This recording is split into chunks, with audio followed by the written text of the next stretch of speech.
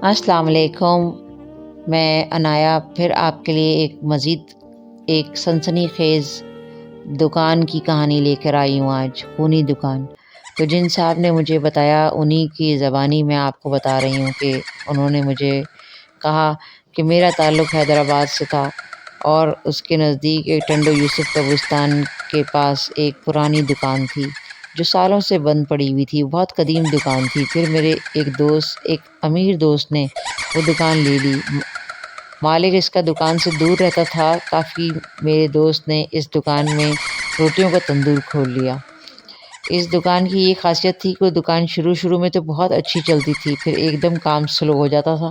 میرے اس دوست نے وہ دکان اچانک چھوڑ دی۔ اس کا کہنا تھا، میں بہت پریشان ہو گیا ہوں، اتنا زیادہ کام چلنے کے باوجود بھی پیسے نظر ہی نہیں آ رہے، ایسا لگتا ہے کہ کوئی پیسے نکال لیتا ہے، اور صبح میں جب دکان کھولتا ہوں تو ایسا لگتا ہے جیسے رات بھر یہاں کوئی ہوتا ہے میری غیر موجودگی میں۔ میں نے اس کی بات نہیں مانی اور سنی انسنی کر دی، اور اس کے بعد وہ دکان اور کافی لوگوں نے کھولی، پر 2 یا 3 مہینے میں کوئی نہ کوئی دکان خالی کر دیتا تھا۔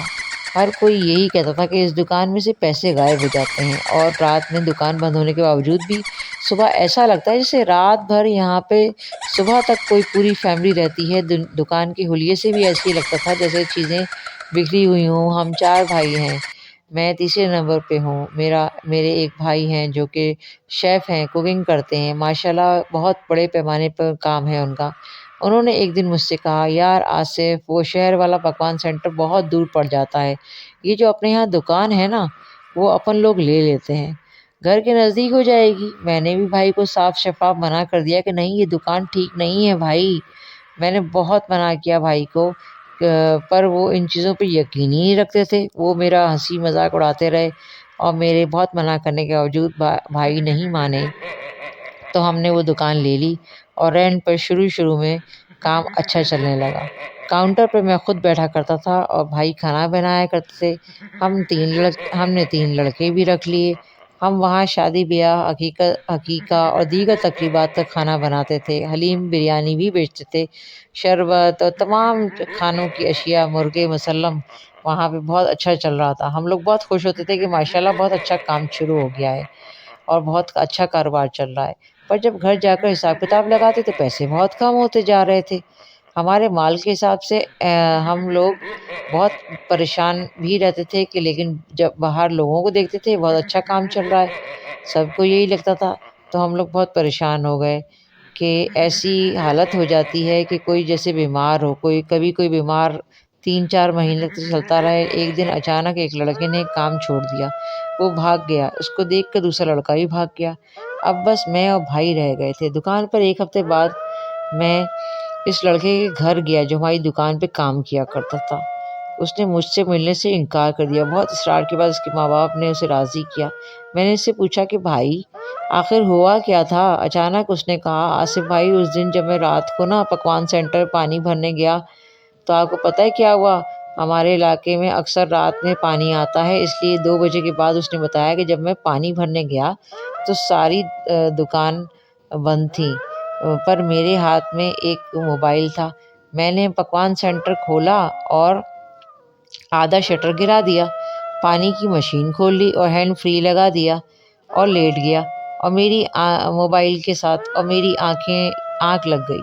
اچانک میری آنکھ کھلی تو میں نے دیکھا کہ ایک لمبا سا آدمی، خوفناک شکل کا، ایسا دہشتناک، اور 2 چھوٹے چھوٹے بچے، وہ بھی بہت خوفناک تھے، اور ایک عورت چڑیل نما بالکل، میرے چاروں طرف کھڑے ہو گئے اور میرا گلا پکڑ لیا۔ اس جنات جیسے آدمی نے مجھے بہت زیادہ، میں چیخا چلایا تو اس نے مجھے پٹکا اور میرے حلق سے آواز نہیں نکل رہی تھی، اور اس نے مجھے کہا کہ اگر اپنی نسلیں بچانا چاہتے ہو تو یہاں سے فوراً دفع ہو جاؤ، اور یہ بات اپنے مالک سے بھی بول دینا۔ انہوں نے بہت برا مارا مجھے، اور میں اس دکان میں انہوں نے کہا کہ میرا خون ہوا تھا اس دکان میں، یہ میری دکان ہے، جس نے مجھے مار کر اس دکان پہ قبضہ کیا تھا اسے تو میں نے مار دیا ہے، اس کے پورے خاندان کو بھی ختم کر دیا ہے۔ یہ دکان میں نے بہت محنت سے بنائی تھی، میری نہیں ہوگی نا تو پھر کسی کی بھی نہیں ہوگی۔ یہ سننا تھا کہ میں بے ہوش ہو گیا۔ کچھ دیر بعد میری آنکھ کھلی، میں کھڑا ہوا، وہیں سے وہیں بھاگ لیا۔ بات سن کر میں بھی بہت پریشان ہوا کہ ساری بات بتائی بھائی کو، کتنا پیسہ لگا اس پہ، سامان بھی لگا، ساری دکان بھری ہوئی ہے، ایک دم کیسے چھوڑ دیں اس کا علاج کروائے بغیر۔ پھر بھائی کے دوست نے ایک عالم کو بلایا، وہ ایک رات تک وہ عالم صاحب دکان پہ دھاوا دار لے کے بیٹھے رہے اور یہ دیکھنے لگے کہ رات کو آخر ماجرا کیا ہوتا ہے۔ رات کے 2 بج گئے، میں اور عالم صاحب تھے، عالم صاحب وہیں پہ بیٹھے رہے۔ اچانک وہی ہوا کہ ایک جنات جیسی شکل، دو خوفناک شکل کے بچے اور ایک چڑیل اس میں وہاں حاضر ہو گئے۔ جیسے ہی وہ جن اور چڑیل 2 خوفناک بچے حاضر ہوئے تو انہوں نے عالم صاحب پہ حملہ کرنے کی کوشش کری، پر عالم صاحب کے ہاتھ میں جو تسبیح تھی نا اور ایک نیبو تھا، اور عالم صاحب مسلسل کچھ پڑھ رہے تھے، اس جن کا حملہ ناکام ہوا جا رہا تھا۔ میں یہ سارا منظر آنکھوں سے دیکھ رہا تھا، میرے تو رونگٹے کھڑے ہوئے تھے، ایسا لگ رہا تھا کہ میرے پاس زبان ہی نہیں ہے، میری تو پورا جسم جیسے جم گیا ہو۔ عالم صاحب نے پتہ نہیں کیا کیا پڑھ لیا تھا، میں بالکل سن ہو گیا۔ عالم صاحب نے کہا، اس سے چپ چاپ یہاں سے چلے جاؤ یہاں سے، جس نے تمہارے ساتھ ظلم کیا تھا نا، تم نے اسے مار دیا، اب اور بے گناہ لوگوں کو کیوں تنگ کر رہے ہو؟ اس جن نے کہا، یہ میری دکان ہے، میں بہت محنت سے میں نے بنائی تھی، میں اسے نہیں چھوڑوں گا، میں یہیں رہوں گا، جو بھی دکان لے جائے گا میں اسے مار دوں گا۔ اب تو میں بے ہوش ہی ہو گیا۔ یہ سنتے ہی جیسے ہی جن نے یہ کہا، وہ چاروں عالم صاحب کے اوپر چپک گئے۔ عالم صاحب کو کچھ بھی اثر نہیں ہو رہا تھا، عالم صاحب کے سارے کپڑے خون میں بھر گئے تھے، یہاں تک کہ میری دکان بھی پوری خون سے بھر گئی تھی۔ عالم صاحب نے جو ان کے ہاتھ میں نیبو تھا وہ کاٹا، اور ان کے ہاتھ میں ایک چھوٹی سی بوتل بھی تھی، اس میں وہ نیبو ڈال کر ان کے اوپر ڈالنا شروع کیا۔ وہ چاروں اس پانی کے گرتے ہی زمین پہ بیٹھ گئے اور گر گئے، اور اٹھنے کی بہت کوشش کی لیکن وہ اٹھ نہیں سکے۔ پھر عالم صاحب نے ایک کانچ کی بوتل نکالی، وہ بیگ سے ایک اور تعویذ بھی نکالا، ایک چھوٹی سی بک بھی تھی جس پہ عربی زبان میں بہت کچھ لکھا ہوا تھا، وہ زور زور سے پڑھنے لگے، اور وہ کانچ کی بوتل نیچے رکھ دی اور زور زور سے اور پڑھتے رہے۔ اچانک اس بوتل میں خود بخود خون جمع ہونا شروع ہو گیا اور وہ بوتل فل بھر گئی۔ پھر عالم صاحب نے اسے بند کر دیا اور مجھے ہوش میں لا کر وہاں سے چلے گئے۔ 3 سے 4 دن بعد جب ہم نے اس دکان کی صفائی کی تو دکان کا ایک ایک کونا بہت پرانا تھا اور اس میں ایک بڑا سا سوراخ ہو گیا تھا۔